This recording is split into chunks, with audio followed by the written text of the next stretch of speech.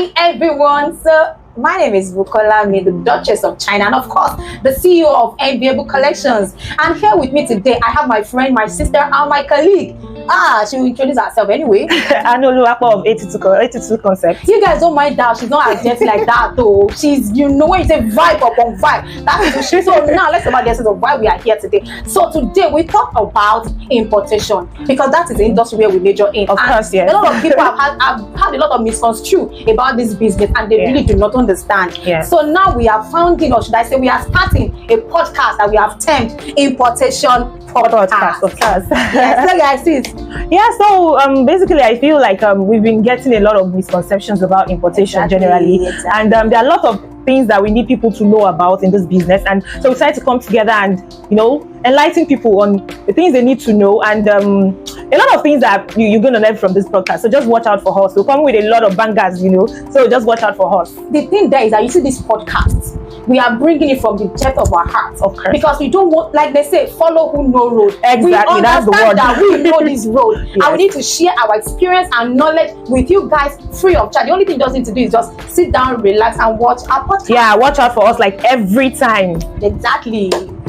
So Enviable. Yes. I would like us to talk about your experience with this importation, because I feel like we hear a lot of things, a lot of people's experiences, and they are actually very scary. Like, do you really want to go scary. there? Like, my own personal experience has been, oh God, has been amazing because of course, I know of some actually, so I know they are not, some are actually not very interesting, but I would like you for you to talk about it yourself. Okay, so I think I started importation when, when those days we didn't have access to Alipay, so we're using those Chinese agents, we call them procurement agents, yes. Exactly what we do now. It used to be only Chinese that were doing it for us those days, and we just pack link and everything, go and give them, pay them their percentage. Of course. And one thing at that period was the fact that I imported rubbish.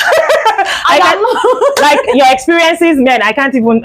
You can't deal. Like, no. I imported rubbish. So I mean, like, and there's something I'd really like to say, because I think it was a mistake I made, and I wouldn't want any other person to make that mistake. And that's even generally about life. So at that point, when I realized I was actually importing rubbish, like things that are of less quality, then I got discouraged, and I stopped for like which is actually what would happen with anyone. Like, once you start buying or doing anything and you're getting a negative vibe, exactly, you get tired, and I just stopped completely for over a year.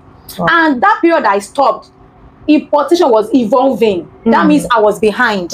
So when I resumed again, it was more like I was starting from the beginning, from the start all over again. Do you understand? So that's just part of my experience. I can't really begin to go into every, but then it was tough for me, and I think today I'm better at it. Yeah, I also remember, because I remembered I actually started importation, I think in 2018 thereabouts, and when I started, I actually did training. I did my training. Yeah, I did too. I wasn't really interested in importing from China. Okay. I was actually more interested, I think, in Turkey, and I think that was when we actually became very close. Yeah. So from Turkey, that's true. You remember? I was doing more of Turkey, mainly because I was scared. In Turkey, you have an agent, like you can't even do anything on your own. It's not easy. It's all English, and you're talking to almost, you get. And so I did. I was always like, okay, Turkey. I didn't want to do China because I didn't want to go through the stress of talking to a Chinese, interpreting. Do you not understand? And then barrier. And people, China people, like Chinese people, man, they can be very funny. That's a topic for another day. Let's not even go there. Like their attitude. Oh gosh. Oh boy. So I remember that I was like, oh, Turkey, and I was buying things, and I was very, very happy about it. Until you started importing $5 bags. Oh my sis, okay, you could remember that. I remember $5 bags were so common then, like, oh God. That was what chased me away from Turkey completely. So, but basically, sis, like, I feel like a lot of experiences are like, attached to importation generally. Aside Turkey, aside China, I know we have experience with Dubai, Bangladesh, and all even that. India. Yes. So I feel like, man, importation is a very, very beautiful thing. If you can be very, very calm, you need that calmness, because you need the calmness to work for you. I call it shock absorber. That's your word. Shock absorber. So, but sis, I think we really need to go into people's experience generally. Like, let's start from like the root. After your training, like for those that really do training, because a lot of people do importation and they didn't really do a lot of training. I think training helps. Like, you need to train yourself. I think basically with anything in life, you need to go through that learning process. The mentorship.